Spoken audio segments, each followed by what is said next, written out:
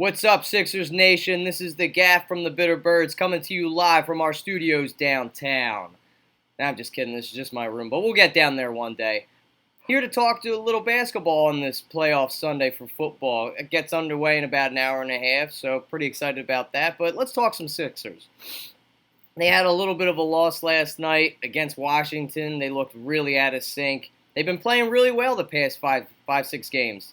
They won 4 out of 5 coming into Washington last night, but the key was Joel Embiid did not play. He's the engine that makes this team run. He had rest, which was good because we got to see what we got out of Jahlil Okafor. The kid hasn't played well with Embiid. He hasn't worked well with Nerlens, and it showed last night. I think he really has to be the main focal point in an offense. He doesn't play well with other bigs, and it showed last night. So what is this kid's future, really? I thought he really proved himself. He's been a real pro ever since he had gotten benched. He wasn't really playing any antics like Nerlens had pulled. He's been a real pro's pro. So good for you, Jahlil. Great to see. Great to see you out there giving your teammates support. And then you come out there and you do work. You brought your lunch pail and you did work. You still look completely lost out there on the defensive end. I just think that's what we're going to get out of Jahlil. There's not going to be any improvements. It just doesn't seem like he's got the enthusiasm, just the energy to go out there and play defense. It wasn't asked of him to go out there and do that at Duke and even in high school. So I think that has really hurt him and carried over through his basketball career. And it shows. He did great on the offensive end. He had a really great first half. Slowed down a little bit, but then picked it up. He played 35 minutes, had 26 points, 6-11 from the free throw line, so he's improving in that area. He had 9 boards, so he's getting a little better at that, but the defense is just killing this kid, and I think that's really going to hurt him with his trade value. So whatever the brain trust and the Sixers brass is going to do with him, I don't know. I think he is going to be the odd man out when it's all said and done. Nerlens Noel is a free agent at the end of this year, a restricted free agent. I think he's going to get paid. I don't think the Sixers are going to pay him. I would love it. It seems like his morale has been up a lot more since he's been getting more playing time, so that's really good to see. He said he's happy with his role now with the Sixers. I think he can play with Embiid. You can play him coming off the bench. I don't know what we're going to do with Jahlil Okafor. Maybe he just plays when you rest one of these bigs or when they get in foul trouble. You have to really start to think, what is Colangelo going to do? Because the longer he waits, the more his trade value goes down. Now, nobody really even wants to give up a first-round pick for this kid. So we still have him for another 3 years under his rookie contract. I don't know. He doesn't really fit the scheme, but the kid is offensive. He's just offensive gifted. He's gifted offensively. Sorry, I got diarrhea of the mouth. He's got an array of post moves, and it's a shame to let that talent go to waste. But what do you do if you're the Sixers in that situation? Hinkie always believed in drafting the best player available, so I don't blame him for what he did. I know he gets a lot of blame for the logjam here, but if it wasn't for Hinkie, we wouldn't be in the situation that we are today.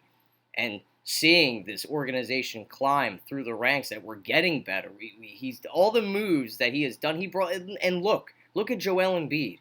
He has hit on him, so everything that he's done has built up to this moment. And I don't blame him for taking Jahlil Okafor. You took the best player available. You don't draft for need. I don't ever think that, but you kind of have yourself in between a rock and a hard place now, because there was talks that he was going to get traded for Devin Booker, which is never going to happen, and he went lower in the draft. I think he went 13th.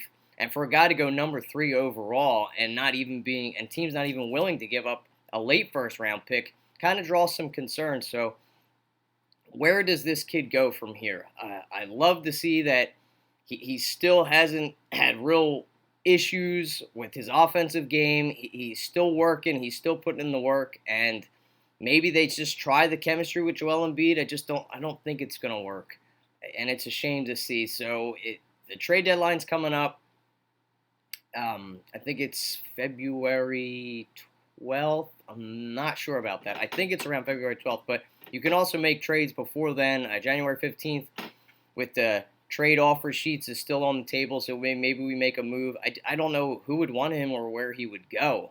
I just think we are stuck between a rock and a hard place with this guy. I don't think Nerlens is going to get traded still. And we still have the debut of Ben Simmons coming up, if he's even going to play this season. I honestly don't think he's going to come out. Look at the great team chemistry that has been happening with Joel Embiid. I think now, I know I'm probably going to get a lot of hate for this. I love seeing my Sixers win. It's great, but if you do bring Ben Simmons back and he plays really well with Joel Embiid, is there a chance we could make the playoffs? I definitely think there is because we play in a very weak conference in the East. I don't want that to happen.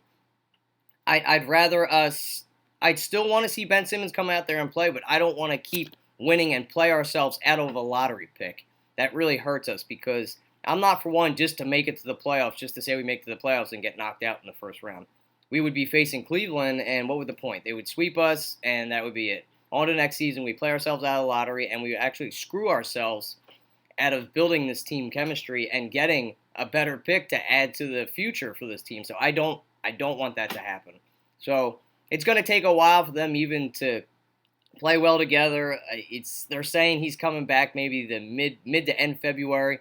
So we got a month and a half of Ben Simmons. Would it be worth it?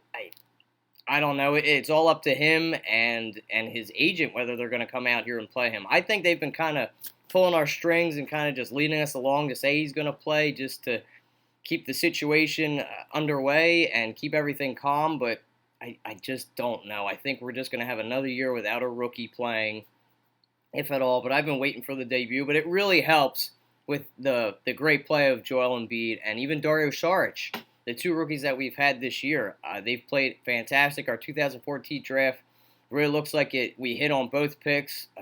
Kudos again to Sam Hinkie. You really built this team up, and it looks like it's a very, very bright future for this team. So I'm very excited. Joel, you've been playing awesome. You're going to make the All-Star game.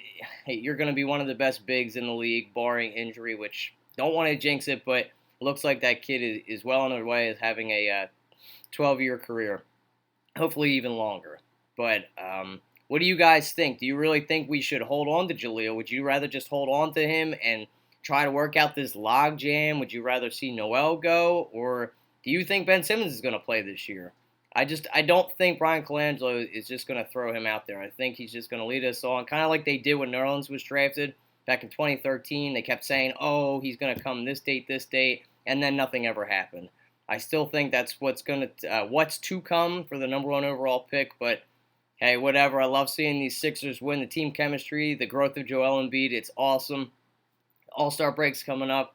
The kid is killing it. I'm loving what I'm seeing out of TJ. And we need to sign Ersan Ilyasova again. What a great trade.